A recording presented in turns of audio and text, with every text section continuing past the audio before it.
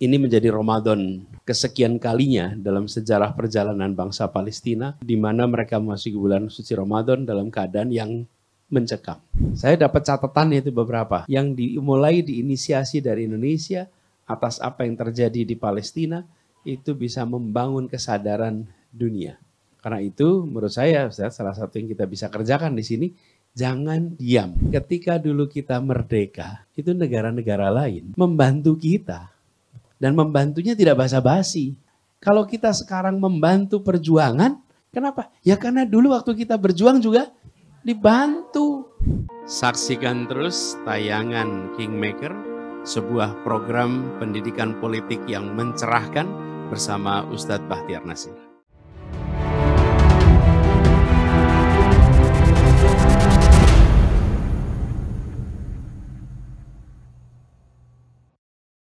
Bismillahirrahmanirrahim. Assalamualaikum warahmatullahi wabarakatuh.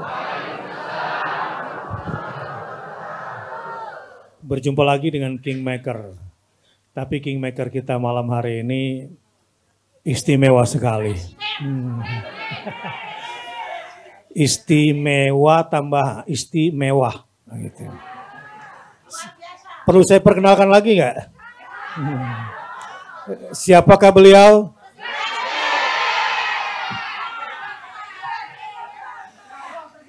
Coba yang bapak-bapak, perlu saya perkenalkan apa jangan? Udah kenal apa belum? Siapakah beliau? Loh, seandainya kan nanti ada presiden yang dilantik, ya?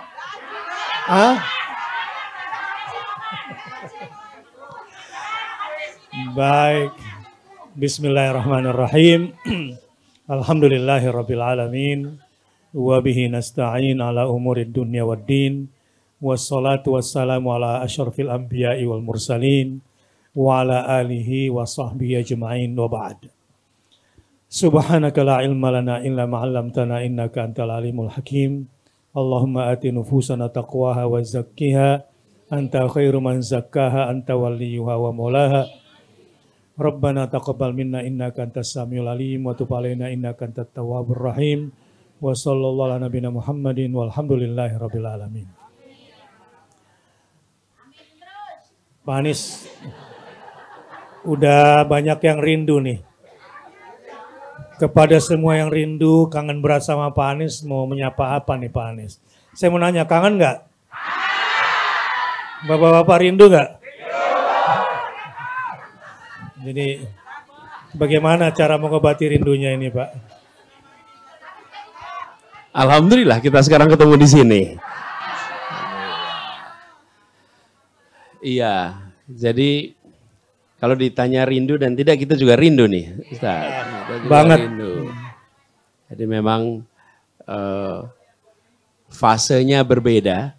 Kalau sekarang kegiatan yang kita kerjakan lebih banyak jauh dari kehiruk pikukan. Tapi insya Allah apa yang kita ikhtiarkan nanti rasanya akan menemukan jalan-jalan yang baik. Ya.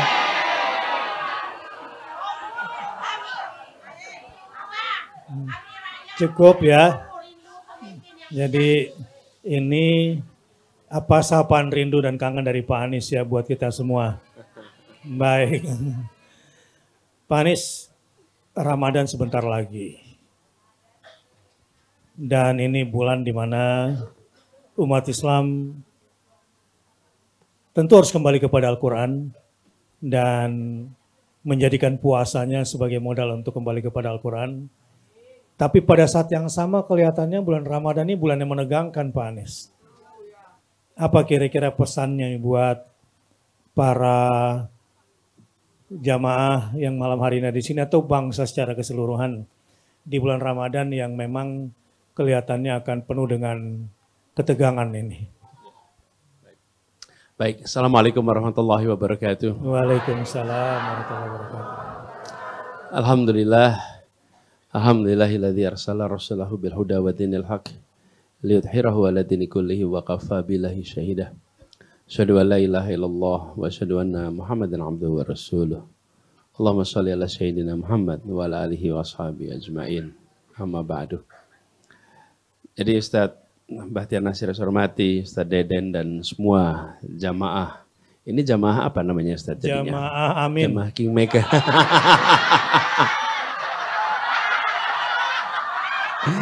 Ya. Betul nggak? Betul tidak ini? Betul.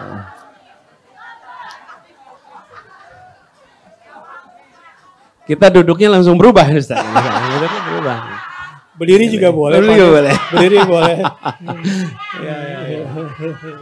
Nggak apa-apa, duduk aja dulu. Duduk aja. Soalnya kalau saya berdiri kasihan kameranya nanti itu. Ya. Dia harus kerja kanan kiri gitu. Kalau duduk ini kan anteng kameranya. Nah. Ya udah duduk aja dia. Iya. Tapi memang ya Ustaz, pengalaman saya, ibu itu paling konsisten dan persisten. Ya. Selalu. Konsisten dan persisten. Itu dia tuh. Jadi selalu bisa menangkap celah kita lagi koma, ngomong nanti Ustaz. Pesannya langsung masuk. Iya. Tahu momen ya. Iya. Sebentar Ustaz, tadi tanya apa tadi Ustaz? Kita lupa ini kita ngomong. Mencekam. Begini, kalau kita tadi UBN bilang ya bahwa memasuki Ramadan kita dalam kondisi dunia yang mencekam. Mungkin ada beberapa. Satu, saudara-saudara kita di Palestina, khususnya di Gaza, yang pada beberapa bulan ini mengalami ujian yang luar biasa. Ini menjadi Ramadan kesekian kalinya dalam sejarah perjalanan bangsa Palestina, di mana mereka memasuki bulan suci Ramadan dalam keadaan yang mencekam. Kita di Indonesia, suasananya bukan mencekam, harap-harap cemas. Iya. Tapi bukan mencekam. Kalau lain kan kalau mencekam itu kan. Tapi harap-harap cemas. Karena nanti sesudah masuk bulan Ramadan, penghitungan real count nampaknya akan selesai harusnya. Iya, Harusnya Maret selesai. Ya. Mudah-mudahan nanti selesai dengan baik dan hasilnya sesuai yang kita harapkan. Amin. Jadi beda dosisnya.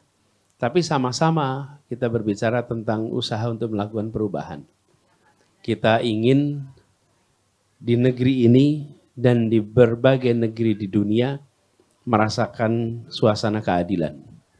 Dan bila di Indonesia ikhtiar perubahan ini ditakdirkan untuk bisa berhasil saat ini, maka kita tidak akan membiarkan ketidakadilan yang terjadi di tanah-tanah lain, sebagaimana kita tidak akan membiarkan ketidakadilan itu terjadi di Indonesia. Itulah sebabnya kita mengikhtiarkan ini semua. Tantangan tidak kecil, tapi kami yakin dengan apa yang kita kerjakan, insya Allah dibukakan pintu-pintu keberhasilannya. Jadi yang di sini bukan mencekam, Ustaz. Kalau di sini masuk harap-harap cemas. Harap-harap cemas. Harap-harap cemas berarti harapnya 2 kali ya. Cemasnya sekali. Mudah-mudahan dengan doa-doa kita di bulan Ramadan ada keajaiban yang Tuhan turunkan. Minta sama Allah. Biasanya doanya gini, Allahumma arina ajaiba qudratik. Ya Allah, perlihatkanlah kepada kami keajaiban kekuasaan-Mu. Ya. Tapi percayalah buat takdir Allah selalu baik buat kita semua. Pak Anies, di Indonesia ya kita harap-harap cemas, tapi memang di Gaza juga luar biasa saat ini Pak Anies. 600.000 orang menanti meninggal satu persatu karena kelaparan. Dan sebentar lagi bulan Ramadan. Situasi politik global tampak juga mempertontonkan ketidakadilannya terhadap kemanusiaan. Masalah kemanusiaan yang menimpa saudara-saudara kita, khususnya sekarang berada di Rafah. Pesan Pak Anies buat masyarakat Indonesia dalam kondisi seperti ini, seperti apa Pak Anies? Ya, jadi kita tidak boleh berhenti menyuarakan pesan untuk melawan kezaliman ini. Tidak boleh berhenti. Dan hari ini kita menyaksikan, bukan hari ini ya, maksudnya hari-hari belakangan ini, bulan-bulan belakangan ini, kita menyaksikan untuk pertama kalinya dalam sejarah konflik yang terjadi di Palestina, di mana opini rakyat kebanyakan bisa terbentuk melawan mainstream media. Selama berpuluh tahun, ada mesin produksi kebohongan lewat media untuk menggambarkan kondisi bangsa Palestina, perjuangan bangsa Palestina, dan termasuk apa yang dikerjakan oleh Israel di tanah Palestina sesuai dengan yang dipesan oleh pengendali-pengendali media global. Tapi untuk pertama kalinya kita menyaksikan gelombang perlawanan lewat sosial media mampu menembus itu. Kenapa? Karena kendali atas pembentukan opini tidak lagi oleh mainstream, tapi dikerjakan oleh media-media warga kebanyakan. Nah, rakyat Indonesia salah satu warga sosial media paling gemuruh di dunia. Betul tidak? Kita ini paling gemuruh, bisa menggerakkan begitu banyak. Jadi, saya dapat catatan itu beberapa. Yang dimulai diinisiasi dari Indonesia atas apa yang terjadi di Palestina, itu bisa membangun kesadaran dunia. Karena itu menurut saya Ustaz, salah satu yang kita bisa kerjakan di sini, jangan diam. Termasuk memasuki bulan suci Ramadan ini. Suarakan, minimal kalau boleh targetkan, setiap hari itu ada kontribusi kita untuk menyuarakan isu ini. Dengan begitu, maka dorongan kesadaran muncul, lalu di domestik juga muncul, dan harapannya meluas di tingkat internasional. Pemerintah banyak bisa dikerjakan. Cuman udah melewat masa kampanye. Saya kalau ngomong nanti salah tempat, Ustaz. Ya, salah tempat. Tapi sebagai rakyat biasa boleh kan bicara? Ya. Jadi nanti saya akan bicara yang agak jauh di kesempatan lain. Tapi saya ingin sampaikan bahwa negara bisa mengerjakan, jangan kalah dengan tetangga kita di dalam membela Palestina. Iya. Tidak boleh kalah sama tetangga kita. Iya. Dan kita harus ingat, saya pernah ngobrol waktu itu sama UBN di mana ya, kita di Padang ya waktu ngobrol. Iya, Bukit Tinggi. Bahwa ketika dulu kita merdeka, itu negara-negara lain membantu kita. Betul. Dan membantunya tidak basa-basi. Iya. Betulan. Iya, Betulan. Bapak Ibu sekalian kalau lihat di sini, ada pertempuran gerilyawan Indonesia lawan Belanda. Itu senjatanya dari mana? Nah, kan kita modalnya meruncing doang. Memang senjata ada pabrik di sini? Nggak ada. Senjatanya itu selundupan dari luar. Siapa? Ya dari orang-orang internasional yang bersimpati kepada kita. Perjuangan kita. Lalu mereka mengirimkan pasokan-pasokan itu. Macam-macam, kirim obat, kirim senjata. Kemana? Kepada kita. Jadi kalau kita sekarang membantu perjuangan, kenapa? Ya karena dulu waktu kita berjuang juga dibantu. Dan banyak pihak yang membantu itu kita seringkali nggak ingat. Nggak ingat, padahal mereka luar biasa. Nah, ini yang menjadi pengingat bagi kita bahwa Palestina berhak merdeka dan kita punya kewajiban moral untuk ikut memperjuangkannya. Dan kita negara itu maksudnya pemerintah punya kewajiban konstitusional untuk mengusahakannya. Kenapa? Karena perintah undang-undang kita, kemerdekaan adalah, udah hafal semua. Jadi dilaksanakan itu. Dan itu dengan langkah-langkah konkret. Langkah-langkah konkret yang bisa dikerjakan, inilah bandingan sama negara tangga kita. Kalau negara tangga kita ngerjain, masa negeri yang mengatakan eksplisit dalam konstitusinya kalah sama tetangganya. Betul tidak? Iya, itu kira-kira. Baik, Pak Anies, Cina di depan International Court berkata begini, bahwa ketika ada satu bangsa melakukan perlawanan, baik dengan senjata ataupun tidak dengan senjata, menurut undang-undang internasional, bahwa tidak bisa disebut negara itu sebagai pelaku terorisme. Cina mengatakan itu. Bagaimana pendapat Pak Anies tentang politik Timur Tengah atau negara-negara sekitar Palestina saat ini dalam melihat persoalan kemanusiaan di sana, Pak Anies? Secara geopolitik di sana. Tetangganya maksudnya? Tetangganya. Ya, ini justru sebetulnya seringkali ironi. Iya. Seringkali ironi. Kenapa? Karena wilayah terdekatnya justru makin hari mengalami penurunan sensitivitas atas penderitaan warga Palestina. Sensitivitasnya itu menurun. Dan keterlibatan di dalam usaha untuk memerdekakan itu paling jauh, menghadirkan kedamaian itu paling dekat, itu seakan-akan menurun. Coba perhatikan, proses yang terjadi di tahun 70-an, 80-an, 90-an dengan 10 tahun terakhir. 10 tahun terakhir ini seakan sepi, seakan lingkungan kanan kiri itu seakan diam. Itulah sebabnya kenapa Indonesia dan bangsa Indonesia harus menjadi penggaung yang kuat untuk kemerdekaan Palestina sekaligus menggugah mereka-mereka yang bertetangga di sana untuk ikut terlibat di dalam memerdekakan Palestina. Yang paling ujung saja, kira-kira Indonesia ini sholat subuhnya pertama tiap hari. Betul. Mudah-mudahan masuk surganya yang pertama juga. Amin. Kan seluruh dunia ini yang subuhan pertama siapa? Indonesia. Indonesia subuhan pertama. Nah tempat ini, tempat matahari terbit pertama dalam bentangan umat Islam dunia. Kira-kira nih bentangannya dari Merauke sampai Maroko, itu bentangannya. Maka kitalah yang menyuarakan itu seakan menyadarkan kembali. Karena ada penurunan yang cukup serius tentang kepedulian. Yang paling ujung adalah merdeka, yang paling dekat adalah damai di sana.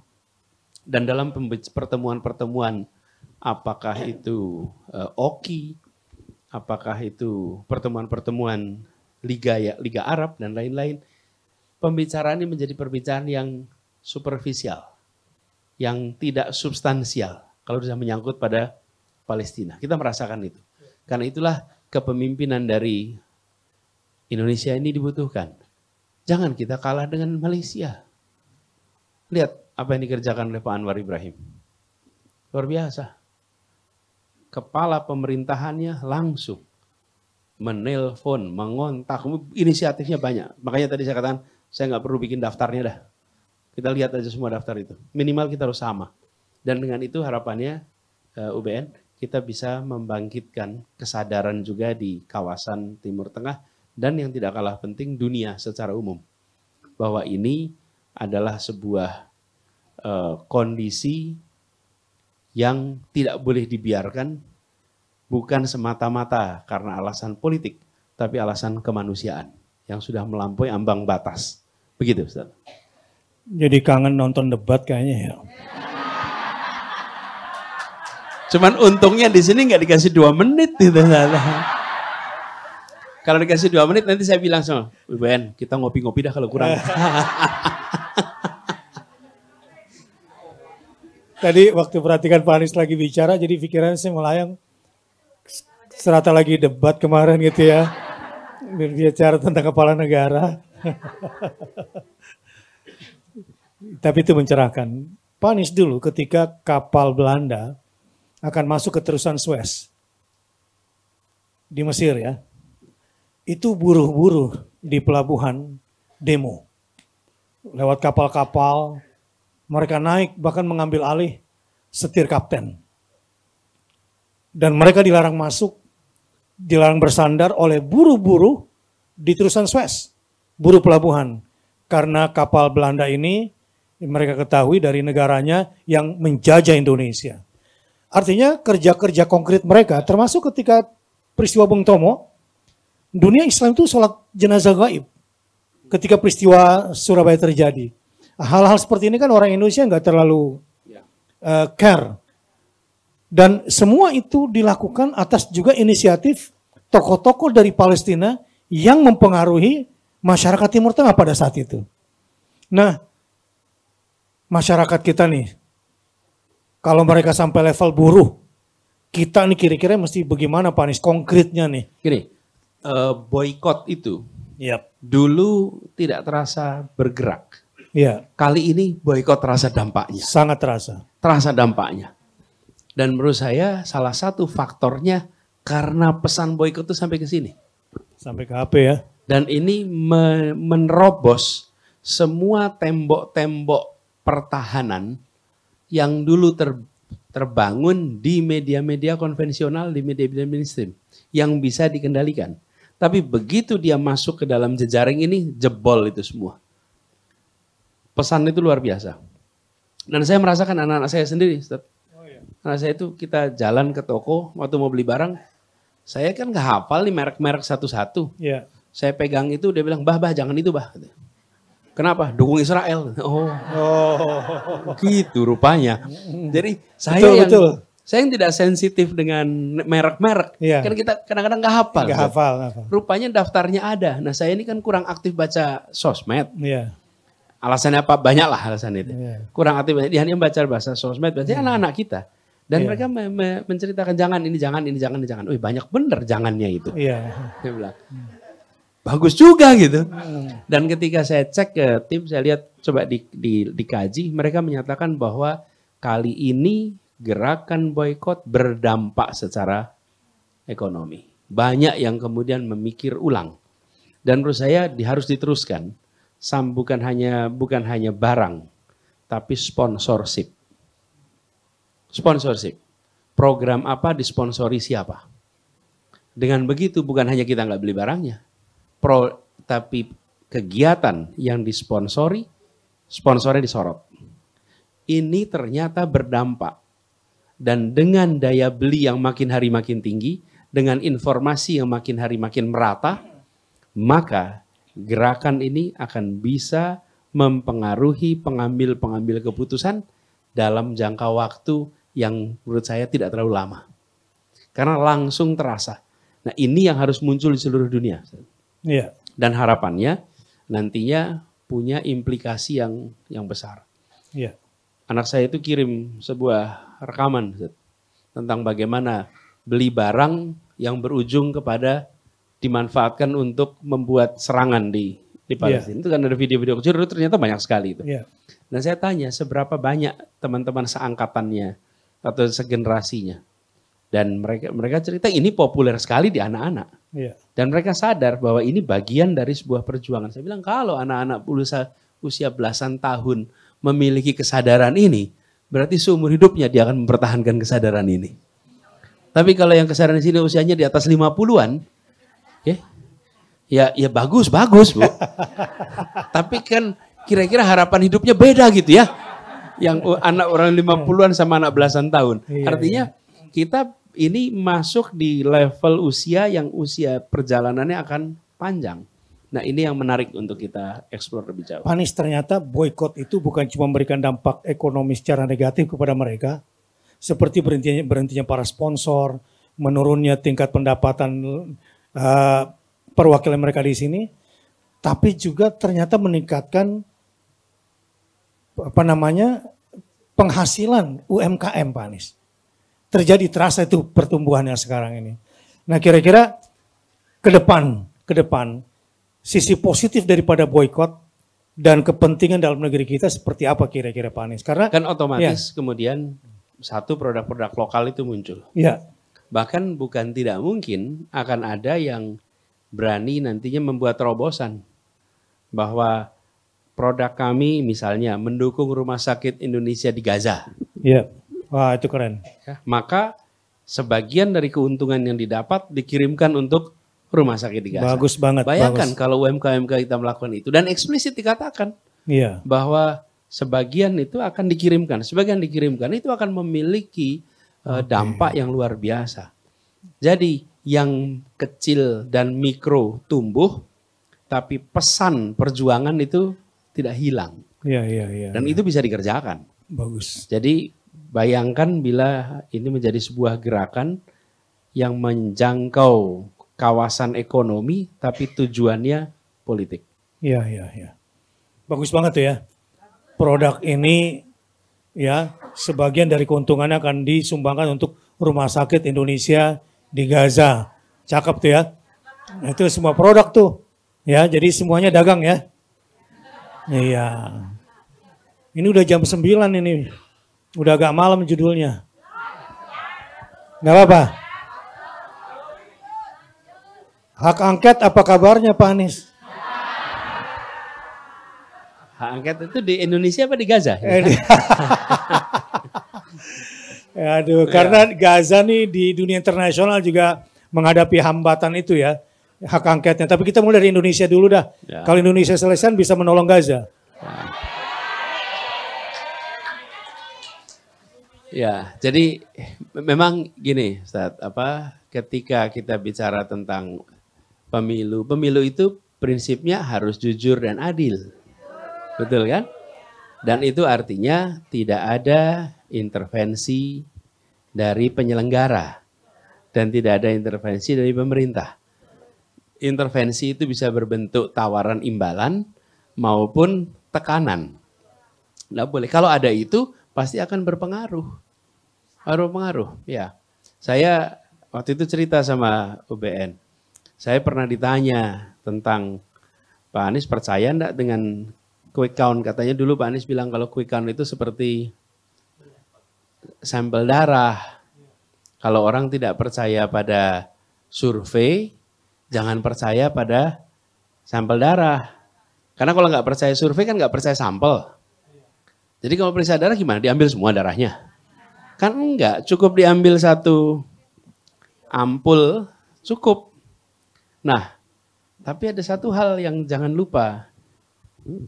Kalau kita mau periksa darah, apa yang harus kita kerjakan sebelum periksa darah? Puasa. Puasanya berapa lama? Ada yang 8, ada yang 10, ada yang 12. Supaya apa puasa? Supaya hasil yang diperoleh sesuai dengan kondisi badan kita yang sesungguhnya. Tapi kalau besok pagi kita mau ambil darah, terus malam ini minum sirup, minum madu, terus kemudian makan makanan manis yang banyak, terus pulang dari sini nyate dulu, satenya penuh dengan lemak, enak bener. Kira-kira besok wah tongseng. Apalagi itu, udah sebutan semua makanan yang kita kepengen dah. Apa yang terjadi besok pagi ketika diambil darahnya? Kolesterolnya tinggi, gula darahnya tinggi. Kalau dicek apakah benar mengandung gula ini? Iya benar. Apakah mengandung kolesterol? Iya benar. Apakah ini kondisi yang sesungguhnya? Tidak. Karena itulah kenapa kalau dalam pemilu ada yang namanya minggu tenang. Di minggu tenang nggak boleh ada yang melakukan apapun. Tapi kalau di minggu tenang ada yang bagi-bagi bansos. Ada yang bagi-bagi uang. Ada kepala desa dikumpulin. You kalau nggak pilih nomor ini maka diaudit dana desanya. Tekanan-tekanan seperti ini nanti akan kelihatan. Memang angkanya begitu, tapi apa itu yang sesungguhnya? Belum tentu. Inilah sebabnya kenapa kita semua harus bersama-sama menjaga supaya apa? Supaya hasilnya sesuai dengan yang ada di masyarakat. Tapi kalau tidak berbahaya, kenapa berbahaya? Kenapa berbahaya? Nanti tujuan utama kenapa kita ada pemilu, ada pilpres, adalah untuk mengecek apa yang diinginkan masyarakat tiap 5 tahun sekali. Tapi kalau yang diinginkan masyarakat itu diatur lewat tekanan, diatur lewat imbalan, maka yang muncul sebagai hasil tidak sesuai dengan yang sesungguhnya diinginkan rakyat. Perbedaan ini bisa menghasilkan krisis. Kenapa? Karena setiap suara diberikan itu artinya kepercayaan diberikan. Pemilu, pilpres itu cara mengkuantifikasi kepercayaan. Kepercayaan itu nggak bisa dihitung. Tapi dengan cara pemilu kepercayaan bisa dihitung. Kalau misalnya nih, Ustadz Deden, Anies, sama Ustadz Bahtiar, nih 3 nih. Beliau dapat 100.000.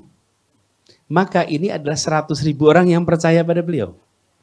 Anies dapat 80.000. Maka Anies dapat 80.000 kepercayaan. UBN dapat 120.000. Maka UBN dipercaya oleh 120. Ini kita mengkuantifikasi. Mencoba kepercayaan itu jadi dihitung. Tapi nih, yang di tengah ini maksa. Ustadz Erik pastiin ya, jamaahnya pilih saya. Kalau enggak, awas ya. Dapat saya tambahan 100.000, dapat saya tambah 20.000. Apa yang terjadi? Saya angkanya dari 80 jadi 180. Tapi 180 itu yang sebenarnya kepercayaan hanya 80. Yang 100 adalah bukan orang percaya. Di situ letaknya. Angkanya tinggi, saya angkanya jadi tinggi. Tapi kepercayaannya rendah. Di situ letak bahayanya. Lalu saya jadi terpilih. Karena saya jadi 180. Ketika saya 180, yang pada kumpul sih perasaan bukan dia gitu. Karena yang 80 itu yang percaya. Dan di antara 3 tadi saya yang paling rendah sebetulnya. 80, 100, 120. Tapi saya disuplai sama Ustadz Erik nih. Ada tambahan 100. Dan ini yang menyebabkan kenapa jadi berbahaya. Karena proses demokrasi yang seharusnya menghasilkan tingkat kepercayaan berubah menjadi tingkat jumlah suara. Dan jumlah suaranya tidak mencerminkan kepercayaan. Kebayang ya masalahnya? Nah, disitulah letak problem. Bisa menimbulkan namanya krisis kepercayaan. Kalau itu terjadi, maka kredibilitas saya bikin kebijakan, saya bikin langkah. Apalagi kalau teman-temannya Ustadz Erik tahu, sebetulnya itu suaranya si Anies tambahan itu. Orang-orang pada tahu, makin saya kehilangan kepercayaan. Itulah sebabnya kenapa jangan diintervensi demi kebaikan bangsa kita, demi kebaikan. Nah, ini memerlukan kesadaran. Jadi itu yang perlu dikerjakan. Nah, ketika kemarin kita menyaksikan banyak keanehan-keanehan. Cuman nggak usah ceritakan di sini. Sudah diceritain Pak di media banyak. Iya. Udahlah, itu dia. Nggak usah cerita. Kenapa? Orang pada udah tahu semua. Barangkali Bapak Ibu tahu lebih banyak daripada saya, gitu kan? Ya, jadi Bapak Ibu sekalian, ini peristiwa-peristiwa yang seharusnya tidak terjadi. Tapi saya yakin juga yang kemarin memilih 01, alhamdulillah yang tahan tekanan. Betul kan? Yang tabah sama imbalan. Ya. Betul tidak? Yang benar jangan-jangan terima juga. Enggak. Tadi Ustaz, makanya saya kan nggak bilang terima apa tidak. Tahan. Oh, terima tapi tetap milih ke sini. Tahan, ya. Iya. Hampir bilang iya, hampir kejebak. Ya. Maksud saya gini, terima imbalan tapi tahan gitu. Bukan itu maksudnya. Iya. Betul. Nah, jadi apapun nanti secara jumlah itu adalah orang-orang yang bisa diharapkan untuk menjaga perubahan di Republik ini. Karena ini yang tak bergeming. Dikasih imbalan nggak goyang, dikasih tekanan nggak goyang. Inilah yang tidak bertransaksi dengan kepercayaan. Nggak bertransaksi dengan kepercayaan. Dan ini yang bisa keluar dengan kepala tegak. Kepala tegak. Jadi saya melihat nanti proses angket. Iya. Ya, mudah-mudahan nanti jalan. Kita sekarang lihat dalam proses itu. Insya Allah jalan. Kemudian mudah-mudahan itu nanti akan bisa. Yang perlu kita ingat begini. Tujuannya bukan soal membolak-balikan angka. Tujuannya adalah supaya proses yang terjadi di Indonesia itu menjadi diperbaiki. Kan yang susah begini. merasakan jadi korban, habis itu nggak memperbaiki, malah menunggangi. Nah, masalah itu. Loh betul. Kan kalau sudah pernah merasakan jadi korban, harusnya ini dikoreksi, bukan? Koreksi. Tapi kalau tidak dikoreksi, malah justru repot. Nanti tidak akan pernah berubah republik ini. Padahal gerakan kita namanya gerakan perubahan. Jadi termasuk dalam kampanye perubahan. Cara melakukan pemilunya juga harus dilakukan perubahan. Kalau tidak, nanti ada begitu banyak praktek-praktek anomali seperti ini yang merusak sistem yang kita miliki. Ya, insya Allah pasti dilawan, Bu. Insya Allah. Masya Allah. Gitu, Ustaz. Bagaimana prospek hak angket Pak Anies dengan komposisi yang sekarang ini? Apakah optimis, biasa aja atau pesimis nih? Kalau saya optimis dan saya optimis begini. Dan menurut saya prosesnya akan perlu waktu. Jadi menurut hemat kami bukan kemudian langsung sehari 2 hari selesai, tidak. Kenapa? Pemilunya aja belum ditetapkan. Betul tidak? Jadi menurut saya kita harus mendorong, mendukung partai-partai yang akan melakukan hak angket.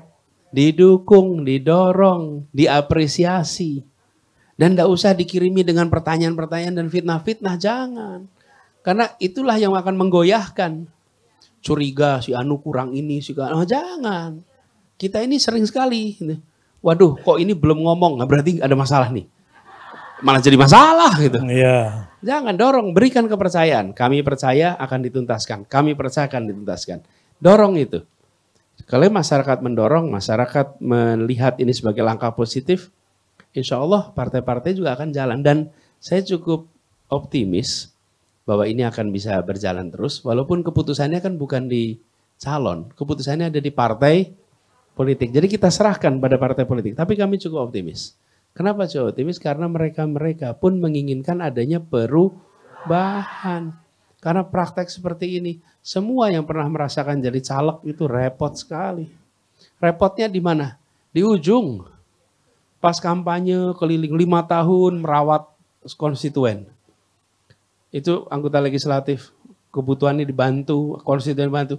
Sampai di ujung hilang dukungannya. Kenapa? Karena ada macam-macam nih yang muncul di ujung. Nah itu kan praktek-praktek seperti ini harus diperjuangkan koreksinya. Dan saya melihat hak angket itu bukan sekedar untuk mengkoreksi yang sudah kejadian, tapi untuk memperbaiki sistem. Kalau ada hak angket artinya apa? Nanti harapannya keluar dengan rekomendasi apa yang harus dikoreksi di dalam sistem pemilu kita. Dan yang mengatakan harus koreksi itu dewan. Kalau dewan bisa berujuk apa? Undang-undang, ada revisi aturan main. Nah, inilah yang sebenarnya kita berharap. Jadi bukan hanya menengok kemarin dikoreksi, tapi menengok ke depan. Ya, gitu Ustaz. Jadi hak angket ini jalan atau enggak jangan ditanyain. Tergantung rakyat, betul nggak? Jadi kalau rakyatnya sendiri, masyarakat sendiri ragu, nah yang berjuang juga merasa diragukan. Betul? Nah ini kan banyak yang bertanya-tanya nih ke saya nih Pak Anies pertanyaan itu. Jadi jawabannya apa? Tergantung semangat kita. Siap dukung angket? Siapnya 50, 70 atau 100? Bagus.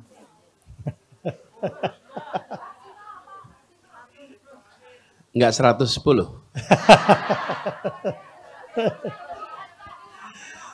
Pak Anies kemarin ngobrol sama Pak Mahfud. Bertanya tentang ini. Para aktivis demokrasi di Indonesia melihat bahwa pemilu 2024 ini pemilu terburuk. Gitu. Pak Mahfud setuju rupanya. Kalau Pak Anies gimana melihatnya? Saya baru ikut sekali.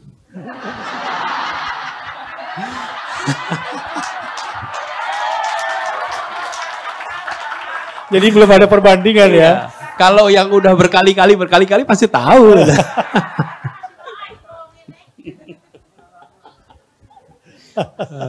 Saya baru ikut sekali.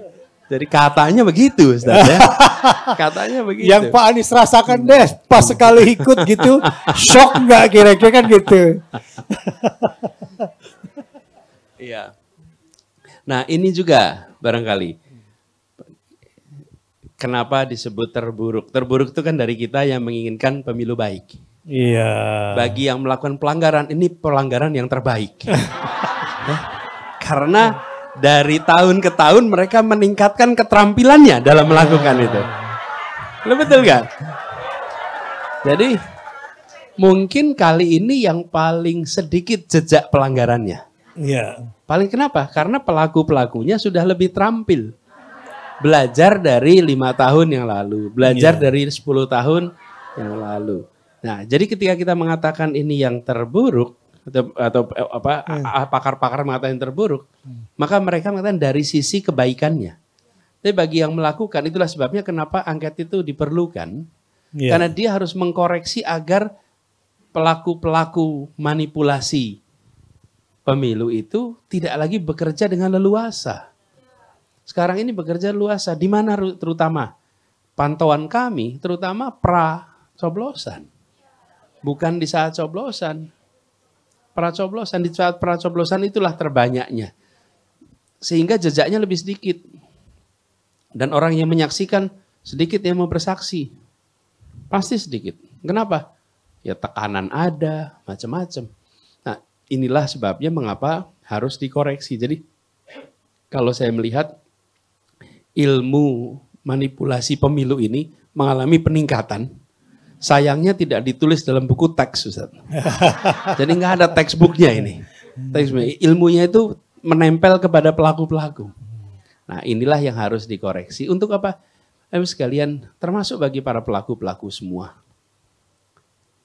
Akankah kita membiarkan ketimpangan ini jalan terus? Nah, dan itu artinya untuk siapa? Ya untuk para keluarga pelaku juga. Ini operator-operator yang bekerja, yang melakukan macam-macam. Kan untuk membagi-bagi itu kan harus ada yang mengerjakan, bukan? Punya anak nggak mereka? Punya. Ingin nggak anaknya sekolahnya murah? Ingin. Ingin nggak kalau jaminan kesehatannya baik? Ingin. Jadi sesungguhnya harus sadar bahwa ketika kita merusak proses pemilu, dampaknya itu ke keluarga sendiri loh. Hidupnya juga susah. Itulah sebabnya harus dibangun kesadaran. Jangan lakukan itu. Supaya pemilu kita ini sehat.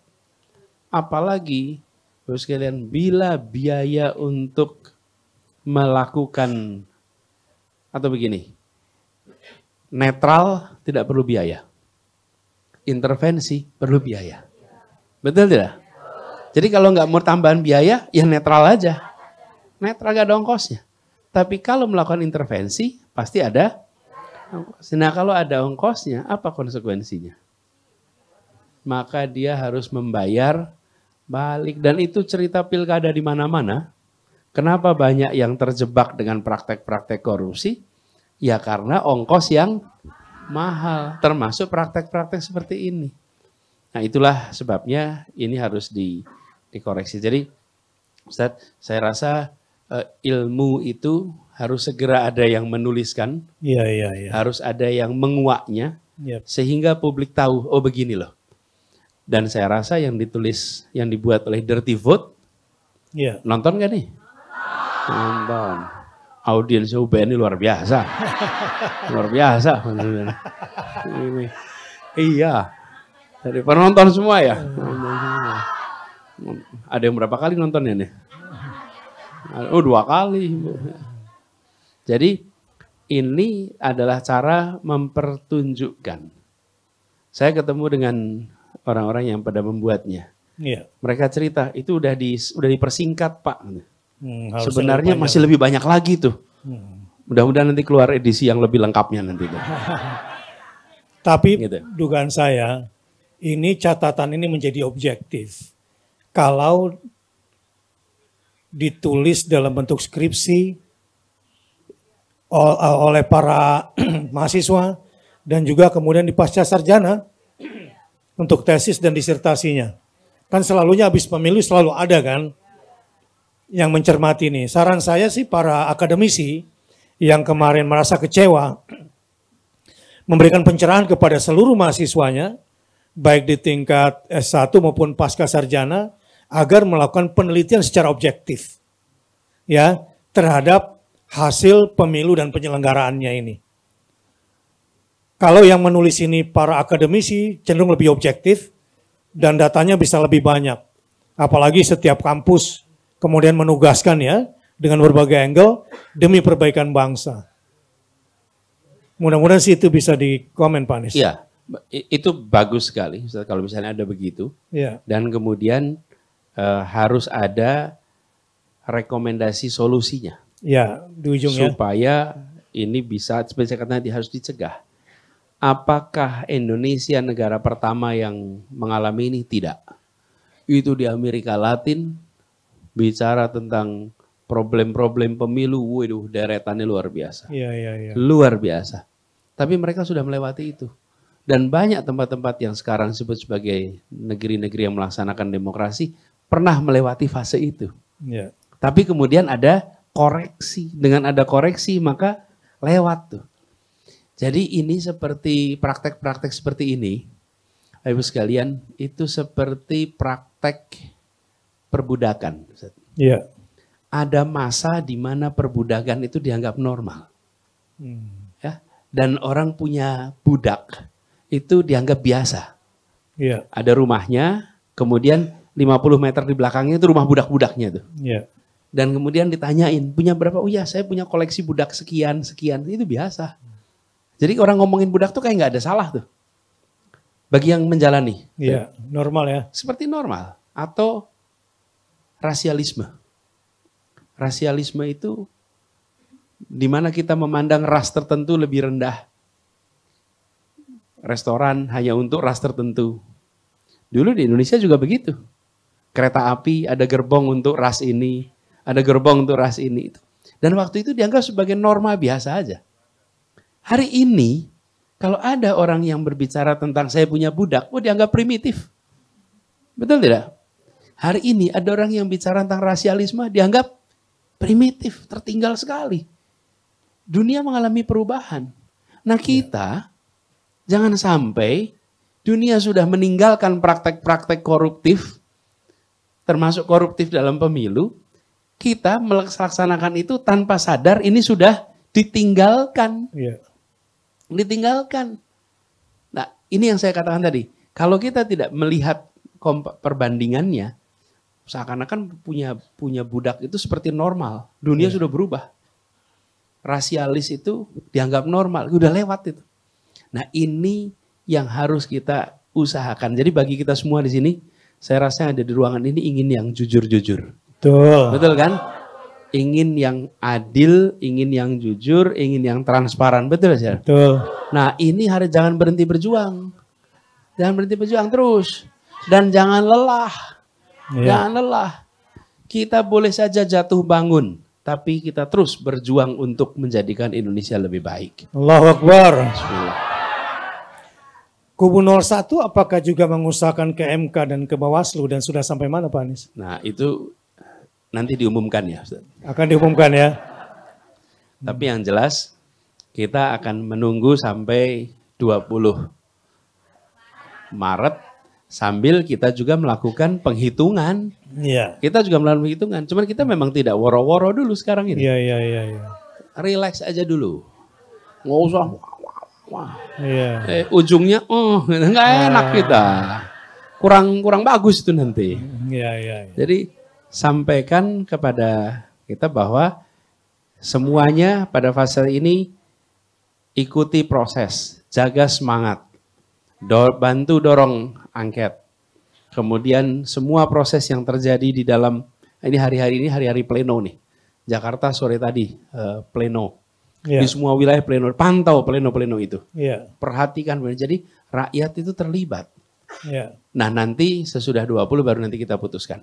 Yeah. Nah, seperti apa langkah ke depan. Tapi yang pasti kita tidak akan mendiamkan semua tindakan kecurangan yang tidak berkeadilan. Tidak akan didiamkan. Nggak akan diamkan. Dan kita akan mengerjakannya dengan cara yang terhormat.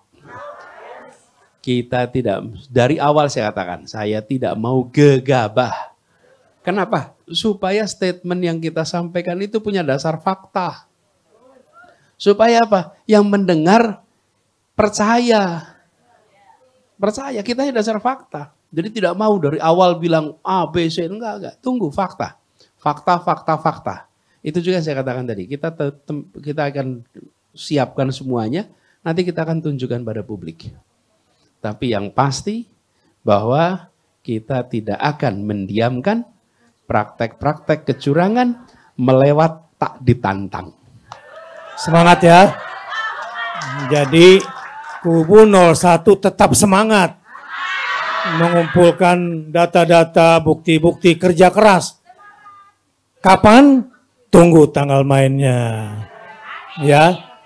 Jadi semuanya tetap semangat ya. Betul, dan saya bilang kita ini demokrat sejati. Demokrat sejati itu artinya menghargai proses. Dan kita akan menghormati hasil.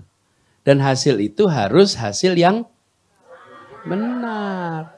Jadi kalau sekarang kita jadi dokter nih, terima hasil periksa lab tadi tuh. Penuh dengan darah yang gulanya tinggi, kolesterolnya tinggi. Terus kasih obat. Ini kan datanya, betul nggak darah kita? Betul. Betul. Betul nggak mencerminkan kondisi kita? Betul. Tapi salah gitu ya. Iya. Itulah sebabnya kenapa harus dikoreksi. Gitu kira-kira. Jalan sendiri atau bareng dengan 03? Baiknya gimana nih? Baiknya gimana?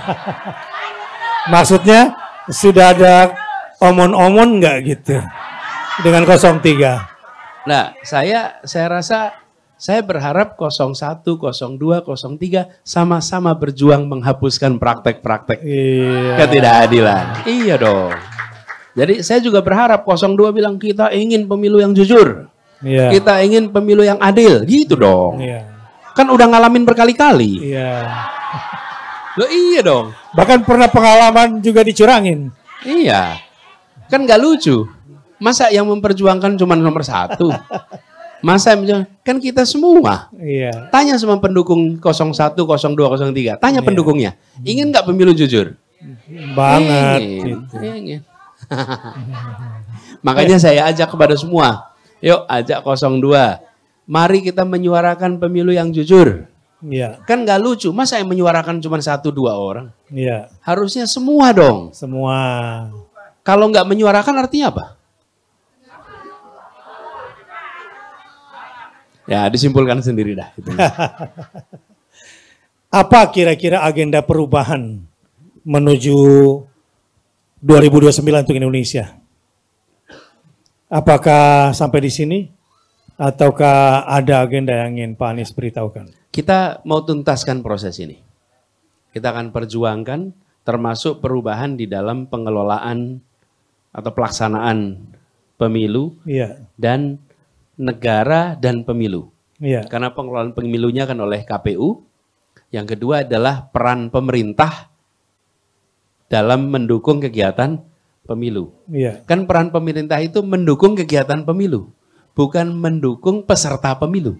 Ya, yang didukung adalah kegiatan pemilunya, bukan peserta pemilu. Ini harus ditegaskan. Nah, kalau itu terjadi, maka kita akan merasakan Indonesia lebih baik. Jadi kami akan konsentrasi di situ, tapi saya tegaskan pada semua bahwa saya apapun hasilnya, kita akan terus berjuang di dalam jalur perubahan. Nah akan geser. Jadi apapun hasilnya. Dan nanti bila ternyata hasilnya kita harus masuk ke putaran kedua, bismillah kita jalanin. Dan bila di situ ada problem-problem, maka kita akan laporkan kepada yang seharusnya. Jadi semua yang kita kerjakan adalah dalam rangka membuat Indonesia lebih baik. Dengan cara yang konstitusional. Dengan proses yang transparan. Dan dengan begitu nanti kita bisa mendorong perubahan yang sesungguhnya. Tapi Pak Anies, agenda-agenda perubahan kan juga menghadapi hambatan nih di depan mata nih. Ya berbagai macam manuver-manuver politik yang bisa saja memecah ini Termasuk ini menjadi kerisauan bersama. Ada yang sempat tanya ke saya, Pak Anies kalau ditawarin jadi menteri mau nggak? Gitu. Ada yang nanya gitu.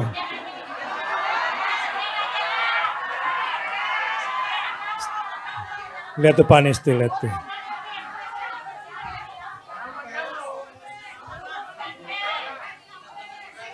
Kalau yang dulu 2019 kan timbul dan tenggelam bersama rakyat gitu.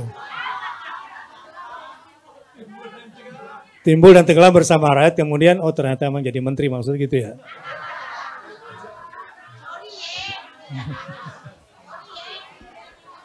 Gini, memangnya pilpresnya udah selesai? Belum. Gimana kalau kita yang nawarin, Ustaz? Good. Gimana kalau kita yang nawarin? Nah, ini bagus. Mantap Terus, ini. Ya, yang kedua, ya mungkin yang mau itu karena belum pernah, Ustaz. Oh, belum pernah ngalamin gitu ya? Kalau udah ya udahlah. Kalau udah mah udah ya. Udah tahu lah. Gitu. Udah tahu ya. Tapi menurut saya gini, ini semua sedang dalam proses. Karena sedang dalam proses, jangan kita mendahului. Iya. Dengan mengambil kesimpulan berdasarkan apa yang disampaikan oleh sebagian orang, termasuk pembentuk opini. Terutama apa? Terutama menyangkut penyelenggaraannya. Yang tadi saya katakan, kalau kita tahu bahwa tadi malam kita minum minuman manis, terus keluar hasilnya kita mengandung diabetes, kemudian kita bikin treatment yang akhirnya tidak sesuai dengan kenyataan kita, mah itu masalah tuh. Jadi kita tunggu waktu. Kita lihat hasilnya nanti. Jadi balik bukannya nunggu ditawarin, tapi kita yang nawarin gitu ya. Gitu dong, harus pede ya.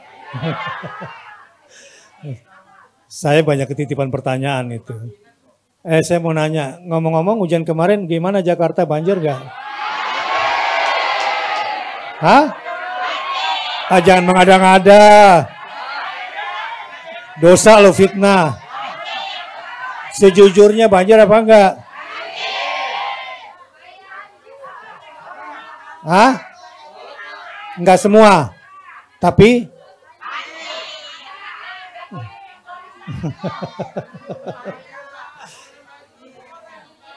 mungkin Pak Anies selama ini belum pernah bicara, kita mau tanya hari ini ya.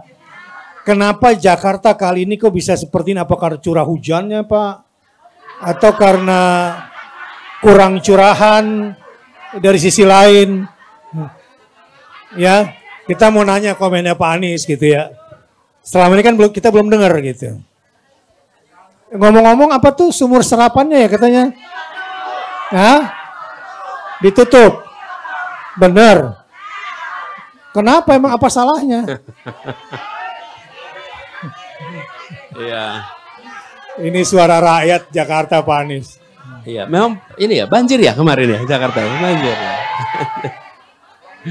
Aduh. Iya. Tapi memang Stop dulu, stop. iya. Tapi gini Ustaz, ini tuh ya, ada yang lagi dorong opini Ustaz. Iya. Dorong opini Pilkada Jakarta. Ah. Kita ini lagi ngurusin ini dorong opini tuh. Jadi kalau saya jelasin soal bagaimana mengelola Jakarta, nanti bilang, oh dia lagi kampanye nih. Gitu. Oh gitu. Betul nggak ya. Ustaz? Oh enggak, tapi ya, memang kalau boleh saya sampaikan Ustaz. Gini. Boleh, ini kan cuma ditanya Pak. Ini pertanyaan masyarakat aja. Kalau kesannya, karena selama ini ribut itu di TikTok saya lihat ya. Rame banget, tapi pemiliknya yang bersih bertanggung jawab cuma pasang baliho doang di tikungan-tikungan. Kirain, mau dengar komennya Pak Anies apa gitu. Menurut Pak Anies bener gak sih itu sumur serapan itu di... Iya. Emang seberapa besar pengaruhnya gitu Pak? Gini, jadi apa namanya, misalnya kalau jalan di depan sini Ustaz, di depan sini kalau jalan itu melengkung. Iya. Jadi cekung gitu ya, Yeah. cekung. maka saluran air itu airnya nggak bisa naik. Ya, betul. Nggak bisa naik ke atas. Ya. Nah, tempat yang cekung dan tanahnya bisa menyerap air, di situ dibuat sumur resapan supaya airnya bisa meresap. Kenapa? Karena bentuk konturnya. Nah, di Jakarta itu yang konturnya begini banyak sekali. Kenapa konturnya begini? Ya memang Jakarta itu namanya aja rawa. Rawa bebek, rawa mangun, rawa belong. Rawa kan sari. Rawa itu semua. Betul nggak? Rawa buaya, mana lagi rawanya tuh? Rawa badak. Itu semua namanya aja kita tahu. Artinya apa? Rawa. Tapi rawa-rawanya dikeringin, dijadiin komplek perumahan. Disitulah tanah-tanah yang bentuknya. Nah, di tempat-tempat yang seperti itu, kalau ada hujan harus dipompa besar-besaran. Karena itu saya sampaikan dulu, nah tempat yang begitu supaya lebih cepat meresap dibuatkan sumur resapan. Ada tempat yang nggak bisa, di mana? Tempat yang muka air tanahnya tinggi. Kenapa? Baru dilobangin 1,5 meter udah ada air. Nah itu nggak bisa dibikin sumur resapan. Iya. Kenapa? Karena muka airnya tinggi. Di daerah utara banyak yang nggak bisa. Tapi di tempat-tempat lain bisa. Nah yang tempat seperti itu harus ditarik. Dan kita waktu itu menerapkan aturan. Bila curah hujan melampaui kapasitas drainase kita itu 50 mm hujan per hari. Kalau di jalan seperti jalan Sudirman, jalannya gede, itu 100 mm per hari. Jadi kalau hujan di atas 50, pasti terjadi genangan. Nah, kita bikin aturan, dalam waktu 6 jam, genangan itu harus surut. Jadi, semua lurah, semuanya dapat tuh. Begitu terjadi 6 jam, langsung mereka telepon dinas pertamanan, telepon pemadam, minta ditarik itu. Tangki-tangki itu. Untuk apa? Nyedot air supaya segera surut. Kenapa? Karena mereka dikasih target harus kering dalam 6 jam. Jadi semuanya bekerja dengan target itu. Dan 6 jam itu bukan keputusan gubernur. Saya kumpulin semua, saya tanya apa KPI-nya penanganan banjir. Pada diem, apa KPI-nya? Saya kalau rapat itu bukan kasih instruksi, tapi beri pertanyaan. Supaya semua jawab. Dan kemudian akhirnya karena diskusi ini saya jawab nomor 1. Tidak ada korban jiwa, ini nomor 1. Nomor 2, harus surut dalam waktu 6 jam. Jadi semuanya begitu hujan, ingat-ingat nih, kata Pak Gubernur 6 jam harus kering. Jadi begitu ada genangan, dia telepon, lurahnya telepon sana sini minta ditarik tuh. Untuk tempat-tempat yang cekung sehingga cepat surut. Kenapa? Karena jumlah air yang turun kita tidak bisa kendalikan. Tapi berapa lama air berada di situ itu kendali kita.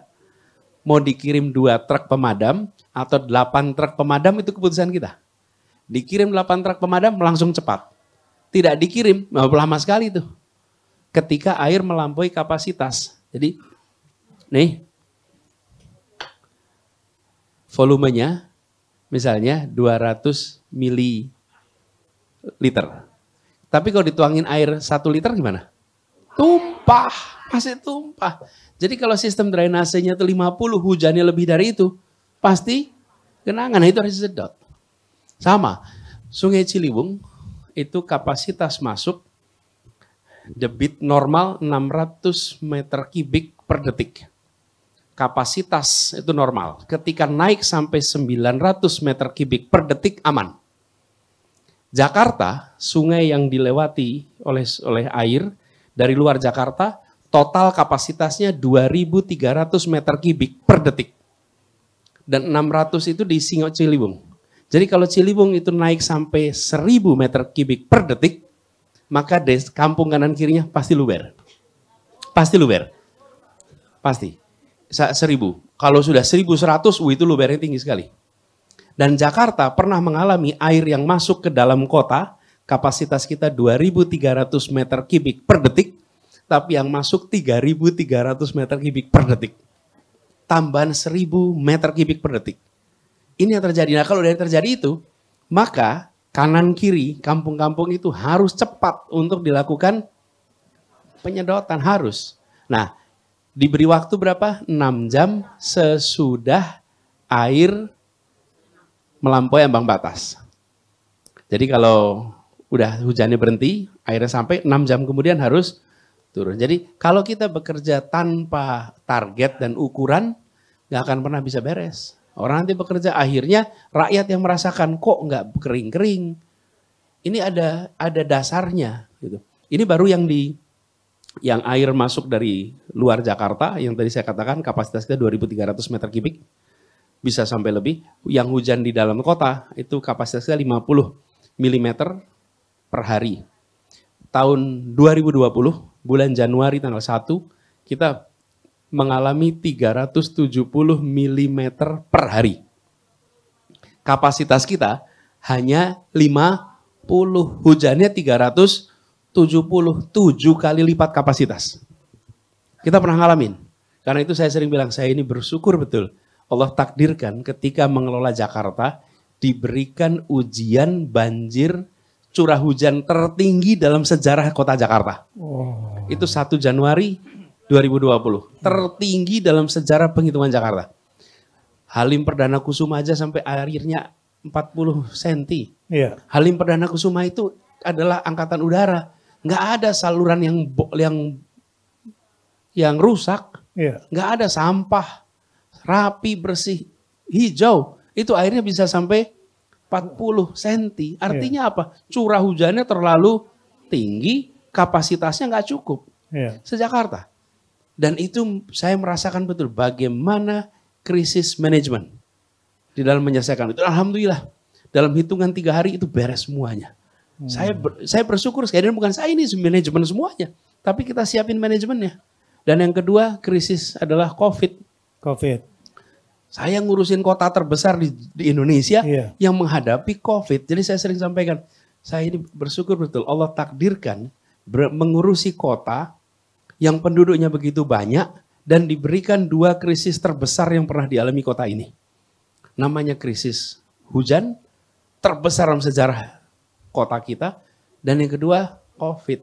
Jadi alhamdulillah dari situ saya dapat pengalaman dan hikmah yang luar biasa. Bagaimana mengambil keputusan dalam kondisi krisis. Bagaimana menempatkan prioritas dalam mengambil keputusan. Dan urutan-urutan itu semua menjadi bekal yang baru saya sadari kemudian hari. Pas lagi menjalaninya sih ya Masya Allah, tantangannya begitu besar. Jadi sekarang saya berharap mudah-mudahan hujannya tidak besar-besar lagi. Dan kalaupun besar, mudah-mudahan mereka ingat lagi tuh. 6 jam harus surut. Insya Allah. Apa evaluasi Pak Anies kenapa di era sekarang nih kok begini? Saya jangan ikut komentar lah gitu. Mau tahu, kan kalau curah hujan tertinggi saja bisa diatasi. Kalau yang sekarang kira-kira menurut analisa aja gitu. Ya, jangan bisa membaca. Jangan. Itu enggak, saya rasa komentar netizen jauh lebih bagus daripada saya. Netizen bagus, tapi Pak Anies lebih ilmiah. Karena pengalaman gitu ya.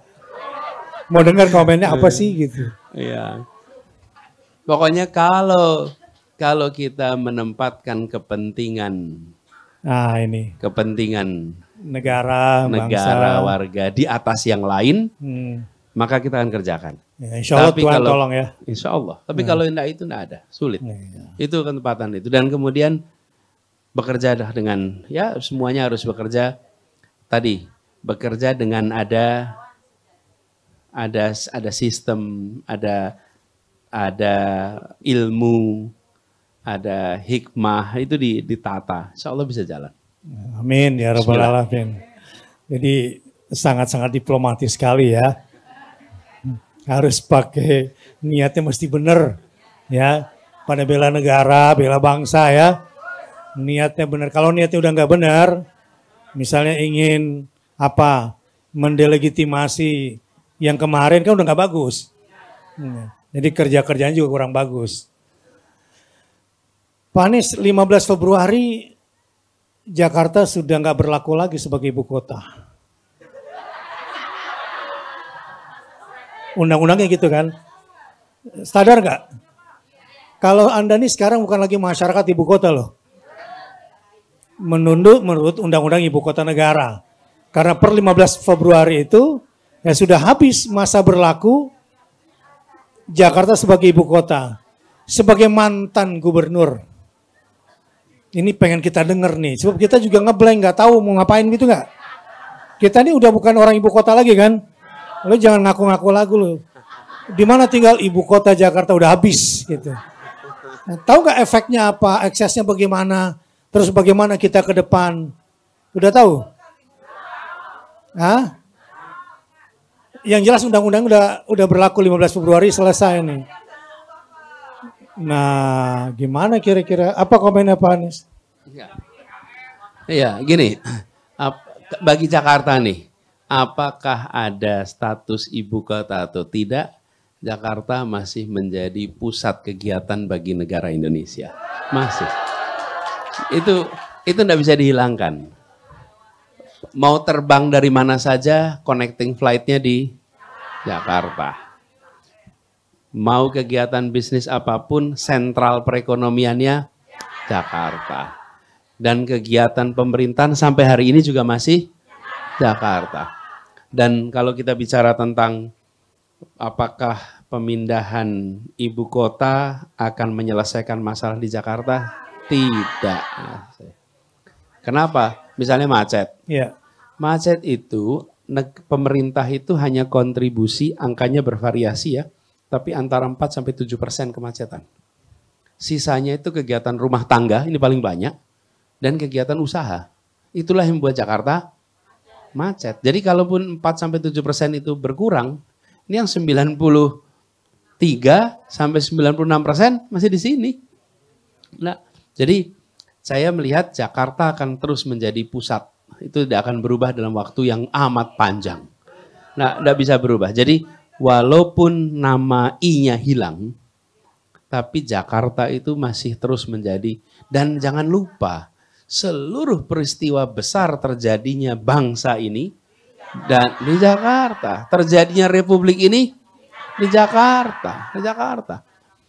Dan kita ini kalau ada kunjungan kenegaraan, Ustaz, itu tamu negara pasti, bukan pasti, hampir selalu melakukan kunjungan ke Taman Makam Pahlawan. Itu kalau kunjungan ke pasti malam Taman Pahlawan. Jadi nanti kalau kita punya tempat baru yang disebut sebagai ibu kota, kalau ada yang datang dan mau mencari Taman Makam Pahlawan, masih terbang ke Jakarta dulu. Iya, karena itulah ada namanya ya pemakaman itu. Apa artinya? Artinya disinilah tempat peristiwa bersejarah. Jadi mendirikan atau memutuskan ibu kota itu tidak bisa lepas dari perjalanan sejarahnya. Dan Jakarta sampai kapanpun akan selalu dikenang sebagai kota yang salah satu kota paling instrumental dalam terjadinya Indonesia. 28 di sini, 45 di sini, itu peristiwa-peristiwa besar. Jamiatul Khair di sini, Budi Utomo di sini, itu organisasi-organisasi awal di sini. Literatur di sini. Penerbit terbanyak di Indonesia di mana? Jakarta. Karya-karya buku terbanyak di mana? Jakarta. Jadi bagi kita semua yang hari ini menjadi penduduk Jakarta, jangan berkecil hati dengan tidak adanya seperti itu. Jakarta tetap akan menjadi kota yang sangat berpengaruh buat Indonesia. Alhamdulillah. Tanpa terasa nih udah masuk jam 10. Nah, ya udah cukup ya untuk malam hari ini. Baik, sampai di sini dulu pada malam hari ini. Kingmaker. UBN, saya ingin sampaikan terima kasih. Ya. Terima kasih undangannya. Ya. Dan kalau saya cerita sedikit nih, ya. pada waktu UBN mengabarin Bung Anies ini ada kegiatan ini, saya bilang saya senang sekali kalau bisa ikut datang. Iya. Bisa ketemu di sini. Iya. Dan pada waktu itu akan ngobrol soal Palestina. Siap. Iya. Saya nggak membayangkan saya jadi pembicara di sini. Saya pikir kita akan ngobrol-ngobrol bersama semuanya. Tapi saya bersyukur sekali malam hari ini jumpa dengan semua para jamaah semua di sini. Terus jaga semangat untuk perubahan. Allahu Akbar. Ya, terus. Dan jangan kita tergeser dengan segala macam usaha untuk menurunkan semangat, menggeser opini, jangan. Kita jalan terus. Insya Allah perubahan akan terjadi di Indonesia. Amin. Terima kasih Pak Anies. Sebelum kita tutup, Ustadz Deden kasih closing statement dan doanya. Bismillahirrahmanirrahim. Mohon izin Ustaz. Dalam tradisi menghafal Quran itu banyak para penghafal Quran yang tersesat. Semangat menghafal Quran tetapi disuruh ngejagain tuh nggak mampu. Iya. Saya berharap ini tidak terjadi kepada para pendukungnya Pak Anies. Amin. Kalau sudah dukung di awal, maka mempertahankan sampai akhir hayat itu hafalan Quran siap. Dan Kingmaker ini, sebagaimana saya ini punya lembaga ormas namanya Indonesia Murojaah. Tempat para penghafal Quran Indonesia menjaga hafalannya. Jadi murojaah, semangat untuk perjuangan itu harus terus seperti sebagaimana kita semangat dari awal itu. Itu barangkali Ustaz. Baik, silakan dari saya. Bismillahirrahmanirrahim. Ya dzal jalali wal ikram, ya arhamar rahimin. Ya Rabbana lakal hamdu kama yanbaghi li jalali wajhik. Allahumma salli ala sayyidina Muhammad wa ala ali sayyidina Muhammad. Rabbana taqabbal minna innaka antas sami'ul alim. Wa tub alaina innaka antat tawwabur rahim. Allahumma salli ala sayyidina Muhammad wa ala ali sayyidina Muhammad walhamdulillahi rabbil alamin. Allahumma amin, Allahumma amin ya rabbil alamin. Terima kasih Pak Anies yang sudah berkenan hadir di sini dan menyemangati kita semua. Dan insya Allah berbicara di tempat kecil ini mudah-mudahan pesannya akan sampai ke seluruh Indonesia.